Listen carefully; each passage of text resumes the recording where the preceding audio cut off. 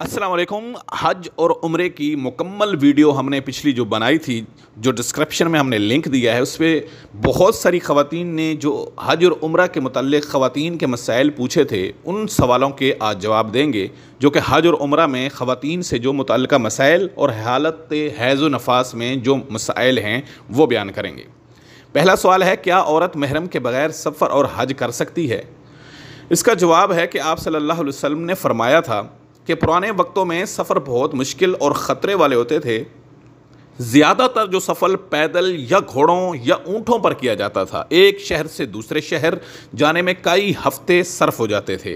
इसलिए हज़ूर नबी अकरम सल्लल्लाहु अलैहि वसल्लम ने औरत को तन्हा 3 दिन से ज़्यादा का सफ़र करना से मना फरमा दिया था, उसकी ताकि अफ़त व असमत की हिफाजत हो। बल्कि एक रवायत में तो 2 दिन के अल्फाज भी हैं। इन्हीं सफ़री तकालीफ और ख़तरात के बायस आप सल्लल्लाहु अलैहि वसल्लम ने ख़वातीन को तन्हा हज करने से मना फरमाया है। हज़रत अबू उमामा से मरवी है, आप सल्लल्लाहु अलैहि वसल्लम ने फ़रमाया कि मुसलमान औरतों के लिए जायज़ नहीं कि वो अपने खामन या किसी महरम के बग़ैर हज करे। इन्हीं अहादीस और अहकाम शरीयत की रोशनी में सऊदी अरब के मुरवज्जा कवानीन के मुताबिक किसी औरत को महरम के बग़ैर हज या उम्रा का वीज़ा ही जारी नहीं किया जाता। लिहाजा मौजूदा दौर में औरत का महरम के बग़ैर हज या उम्रा करना मुमकिन ही नहीं है। अलबत्ता हमें इस इल्लत और पस मंज़र का भी जायज़ा लेना चाहिए जिनकी बिना पर औरत को महरम के बग़ैर 3 दिन से ज़्यादा मुसाफत का सफ़र और हज करने से मना फरमाया गया है। दर हकीकत मना का ये हुक्म उसलिए दिया गया था जब कदीम ज़माने में सफ़र बहुत मुश्किल और बहुत ख़तरनाक होते थे। सफ़र पैदल या जानवरों पर किया जाता था और कई हफ्ते और महीने सफ़र में सर्फ हो जाते थे। नेज़ दौरान सफ़र चोरों, डाकुओं और लुटेरों का भी ख़तरा होता था। अंदरूनी हालात और औरत की असमत और हिफाजत और सफरी तकालीफ ख़तरात के पेश नज़र इसीलिए अकेले सफ़र करने से उन्हें उस टाइम मना फरमा दिया गया था। महरम दर हकीकत हिफाजत के लिए होते थे। आज ज़राए मवस्सलात बहुत तरक्की कर गए हैं, बेशुमार सफरी सहूलियात व आसानी मुयस्सर आ चुकी हैं। दौरान सफ़र सिक्योरिटी वगैरह के मसाइल भी नहीं रहे और हज की अदायगी का बाकायदा निज़ाम तरक्की पा चुका है। हकूमती सतह पर ग्रुप तश्कील दिए जाते हैं जो महरम की तरह ही ख़वातीन को तहफ़्फ़ुज़ फ़राहम करते हैं और ख़वातीन को उसी तरह के मसाइल और ख़तरात का सामना नहीं करना पड़ता जो पुराने वक्तों में दरपेश होते थे। गोया रियासत की तरफ से मिलने वाली सिक्योरिटी और सेफ्टी जो होती है वो महरम बन गए हैं, क्योंकि हुक्म महरम की हिकमत यही थी। लिहाजा इन सफरी सहूलियात के साथ जब औरतों के ग्रुप में या एक ऐसे ग्रुप में जहां मर्द व ख़वातीन इकट्ठे हों लेकिन फैमिलीज़ हों और ख़वातीन की कसरत हो, ये इज्तमाइयत महरम का किरदार अदा करती है। इन हालात में औरत के लिए महरम के बग़ैर सफ़र करना नाजायज़ नहीं रहता, चाहे वो 3 दिन से ज़्यादा का सफ़र हो या आम सफ़र हो या सफ़र हज या सफ़र उम्रा हो। दूसरा सवाल है, महरम में कौन से लोग शामिल हैं? जवाब है, महरम के वालिद, दादा, नाना, बेटा, नवासा, पोता, भाई, भतीजा, भांजा, मामू और ससुर के अलावा बाकी सब गैर महरम हैं। ख्वाह जेठ हो, देवर हो, फूफी का बेटा हो या खाला का बेटा हो या बहनियों हो, ये सब गैर महरम शुमार होंगे। अगला सवाल है, क्या औरत खामंद की इजाज़त के बग़ैर हज अदा कर सकती है? इसका जवाब है, मर्द की तरह औरत पर भी हज जो है फ़र्ज़ है, इसलिए हज की अदायगी के लिए शोहर की इजाज़त ज़रूरी नहीं। यही दुरुस्त है कि ये फ़रीज़ा फ़ौरन अदा किया जाए। हज़ूर नबी अकरम सल्लल्लाहु अलैहि वसल्लम ने फ़रमाया है, अल्लाह ताला की नाफरमानी में किसी की अताअत नहीं करनी चाहिए। लिहाजा औरत को चाहिए जब असबाब वसाइल मौजूद हों तो फ़रीज़ा हज अदा करे। अगला सवाल है, क्या दौरान इद्दत औरत हज पर जा सकती है? इसका जवाब है, अगर औरत इद्दत में है तो वो इद्दत छोड़कर हज पर नहीं जा सकती। कुरान हकीम में है सूरत तलाक में कि वो उन्हीं के घरों से बहर मत निकालो। लिहाजा इद्दत वफ़ात की हो या तलाक की, औरत हज पर नहीं जा सकती जब तक इद्दत मुकम्मल ना हो। अगला सवाल है, क्या हज उम्रा के सफ़र में शरई एतबार से حیض روکنے کی دوائی کا استعمال جائز ہے؟ جواب: جی ہاں، خواتین اس مبارک سفر میں ایسے عارضہ سے بچنے کے لیے ادویات کا استعمال کر سکتی ہیں۔ حضرت عبداللہ بن عمر رضی اللہ تعالی عنہ سے جب پوچھا گیا کہ عورت ایسی دوا استعمال کر سکتی ہے جس کی وجہ سے وہ واپسی تک حیض سے محفوظ رہے، انہوں نے فرمایا میں اس میں کوئی حرج محسوس نہیں کرتا، بلکہ فرمایا اس سلسلے میں پیلو کا پانی بھی مفید ہوتا ہے۔ اگلا سوال ہے، مرد اور عورت کے احرام میں کیا فرق ہے؟ مرد احرام میں سلا ہوا کپڑا نہیں پہن سکتا، لیکن عورت کو جائز ہے کہ وہ سلے ہوئے کپڑے پہنے، جس طرح کے احرام سے پہلے روزمرہ زندگی میں اس کا معمول تھا۔ ہاں، البتہ اپنے چہرے کھلا رکھے گی، کیونکہ عورت کا احرام اس کے چہرے میں ہے، البتہ سر پر دوپٹہ اوڑھنا لازم ہے، جبکہ مرد کا احرام سر اور چہرہ دونوں میں ہے، لہٰذا مرد کپڑے سے دونوں کو نہیں ڈھانپ سکتا۔ اگلا سوال ہے، کیا عورت حالت حیض و نفاس میں احرام باندھ سکتی ہے؟ جی ہاں، عورت حالت حیض و نفاس میں احرام باندھ سکتی ہے۔ حضرت ابن عباس رضی اللہ تعالی عنہ سے روایت ہے کہ نفاس اور حیض والی عورتیں غسل کر کے احرام باندھیں اور تمام مناسک حج ادا کریں سوائے طواف کعبہ کے، جب تک کہ پاک نہ ہو جائیں۔ یعنی کہ طواف جو کعبہ کا ہوتا ہے وہ جب تک آپ پاک نہیں ہو جائیں، خواتین نہیں ہو جاتی، اس وقت تک طواف نہیں کر سکتی۔ حالت و حیض دوران حج کون سے امور ادا کر سکتی ہیں اور کون سے نہیں؟ یعنی کہ حالت نفاس و حیض میں کون سے حج کے جو امور ہیں ادا کر سکتی ہیں وہ خواتین اور کون سے نہیں؟ اس کا جواب ہے، دوران حیض و نفاس دوران حج منا، عرفات، مزدلفہ میں قیام، ذکر، وقوف، رمی، جمار اور قربانی کر سکتی ہیں۔ یعنی کہ دوران حیض و نفاس حج میں منا میں بھی رک سکتی ہیں، عرفات میں بھی جا سکتی ہیں، مزدلفہ میں بھی جا سکتی ہیں، اور ذکر و اذکار بھی کر سکتی ہیں، رک سکتی ہیں، کنکریاں بھی مار سکتی ہیں، قربانی بھی کر سکتی ہیں۔ اس کے بعد مسجد کے بیرونی حصے میں بیٹھ کر ذکر و اذکار اور دعائیں مانگی جا سکتی ہیں۔ یعنی کہ صرف طواف نہیں کر سکتی، باقی سب کچھ کر سکتی ہیں جو حج اور عمرے میں ہے، صرف طواف نہیں کر سکتی، باقی صحن کعبہ میں بیٹھ کے بیرونی حصے میں وہاں پہ ذکر و اذکار کر سکتی ہیں۔ حضور نبی اکرم صلی اللہ علیہ وسلم نے حالت حیض و نفاس والی عورتوں کے بارے میں فرمایا کہ وہ طواف کے سوا حج کے تمام ارکان ادا کرے۔ اگلا سوال ہے، حرمین شریفین میں بعض خواتین مردوں کے ساتھ نماز باجماعت ادا کرتی ہیں، ان کے بارے میں کیا حکم ہے؟ اس کا جواب ہے، حرمین شریفین میں خواتین نماز میں مردوں کی طرف مسجد میں پہنچتی ہیں، مردوں کی طرف، اگرچہ وہاں عورتوں کے لیے دروازہ بھی مخصوص ہے اور نماز کی جگہ ہے وہ بھی الگ متعین ہے، مگر خاص حج کے دنوں میں حاجیوں کی بے انتہا کثرت کی وجہ سے وہ اپنی جگہ نہیں پہنچ پاتی، اس لیے مردوں ہی کے درمیان کھڑی ہو کر نماز شروع کر دیتی ہیں۔ ایسا کرنا جائز ہے یا نہیں؟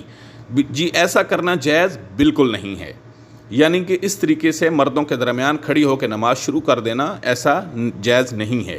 یاد رہے کہ جس طرح خواتین کو اپنے وطن میں گھروں میں نماز پڑھنا افضل ہے، اسی طرح مکہ مکرمہ اور مدینہ منورہ میں بھی ان کو نماز گھر میں بغیر جماعت کے پڑھنا افضل ہے، اور مسجد حرام اور مسجد نبوی صلی اللہ علیہ وسلم میں نماز کا جو اجر مردوں کو ملتا ہے، یہی ثواب عورتوں کو گھروں میں نماز پڑھنے سے مل جاتا ہے۔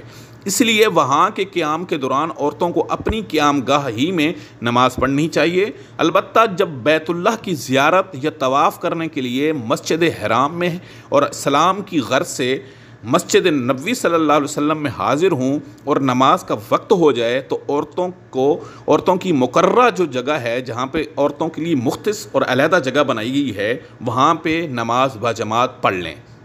لیکن یاد رہے کہ اگر کوئی عورت اتفاقی طور پر عین نماز کے وقت مردوں کی صفوں میں پھنس جائے اور نکلنا مشکل ہو تو اس وقت اس کو بغیر نماز کے جہاں بھی خاموش بیٹھ جانا چاہیے اور جماعت میں ہرگز شامل نہ ہو، کیونکہ مردوں کے برابر میں جماعت میں شامل ہونے سے دائیں بائیں کے ایک مرد کی اور پیچھے کی ایک مرد کی نماز فاسد ہو جاتی ہے۔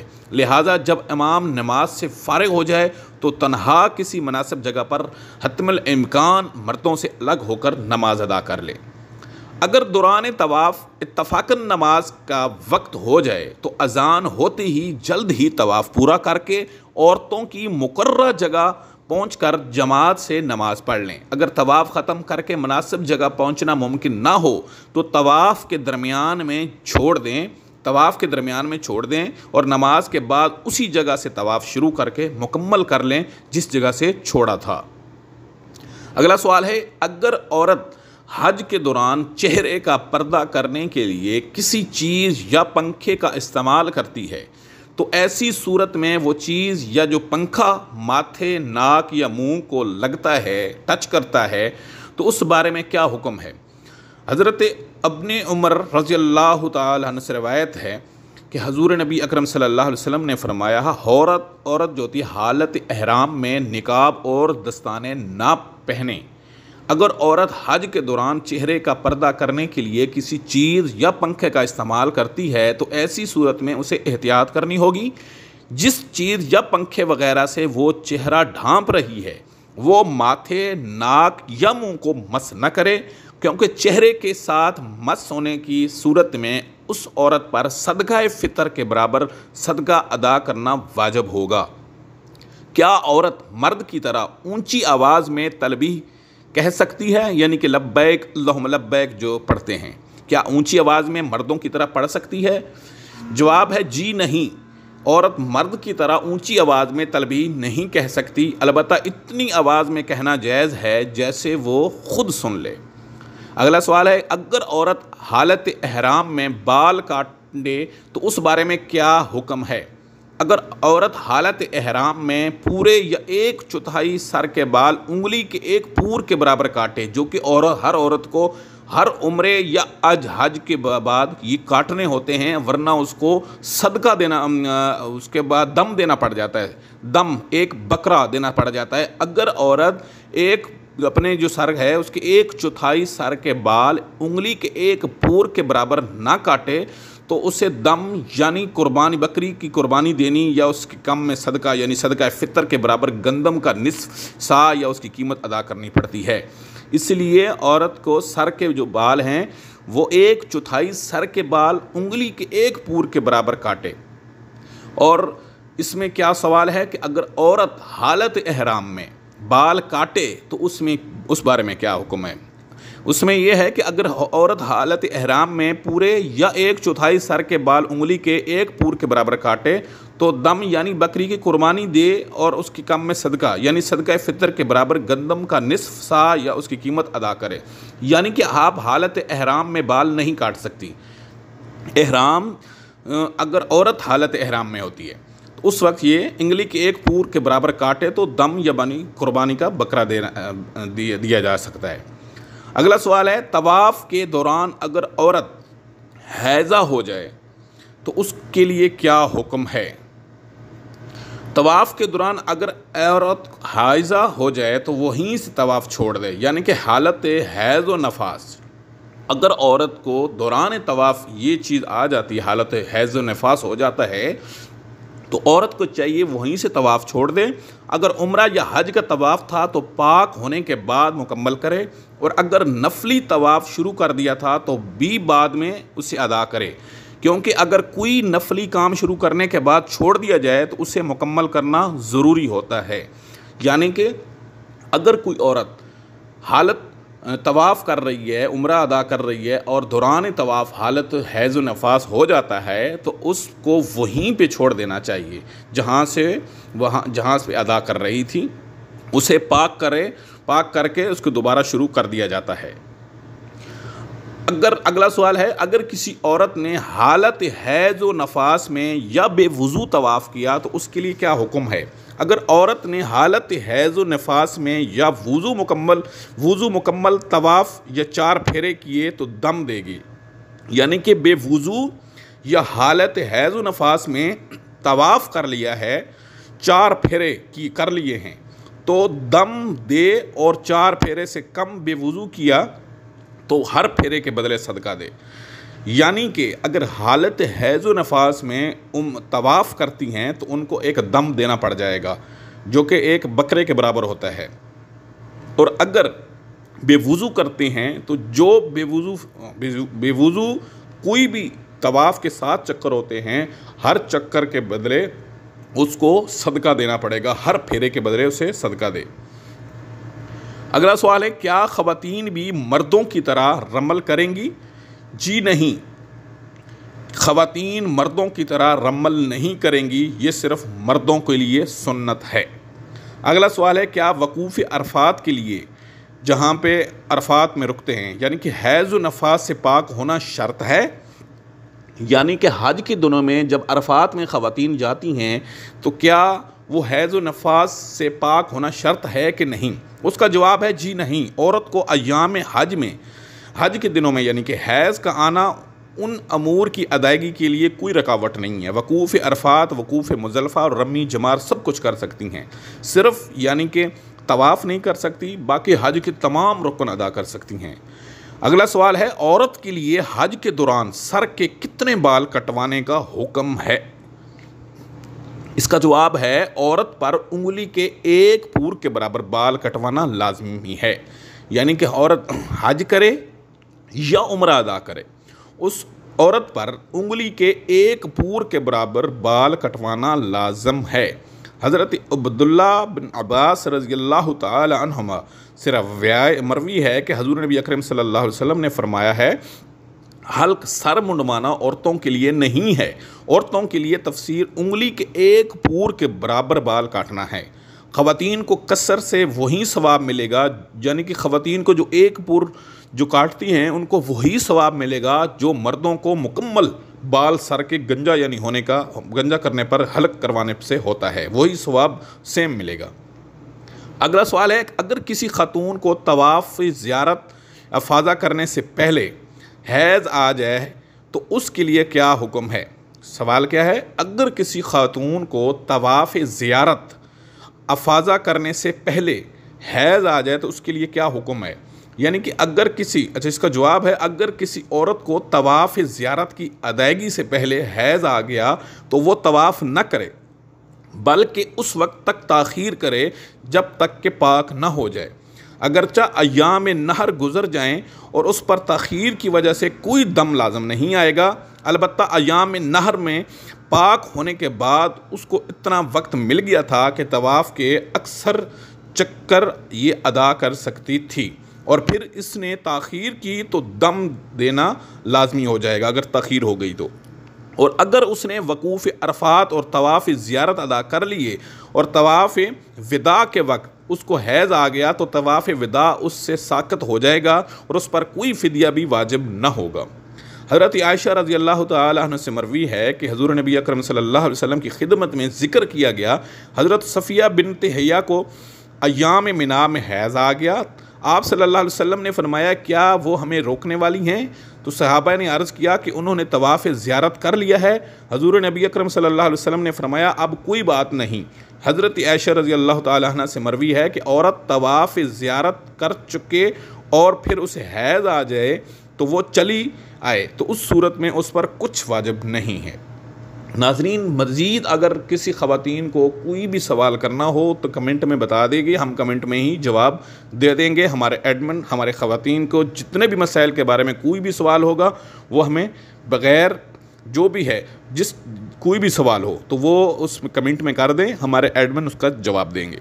تھینک یو، جزاک اللہ، شکراً، اللہ حافظ۔ نیکسٹ ویڈیو میں ملیں گے، اس وقت تک اجازت دیجیے، اللہ حافظ۔ کوئی بھی ویڈیو مکہ اور مدینہ کی زیارات کی دیکھنی ہو یا آپ نے مکہ اور مدینہ کے مسائل کے بارے میں یا سعودی عرب کی جتنی بھی زیارتیں ہیں ہم بار بار دکھاتے رہتے ہیں، ہر جگہ پر لائیو براہ راست پہنچ کر آپ ہمارے چینل کو لازمی سبسکرائب کریں تاکہ حج اور عمرہ اور سعودی عرب کے تمام مقامات اور مسائل اور زیارتیں اور سیر و تفریح اور خوبصورت علاقے اور ویلوگ ہمارے اس چینل پر دا وزٹر کنگ آپ دیکھتے رہیں گے۔ اللہ حافظ۔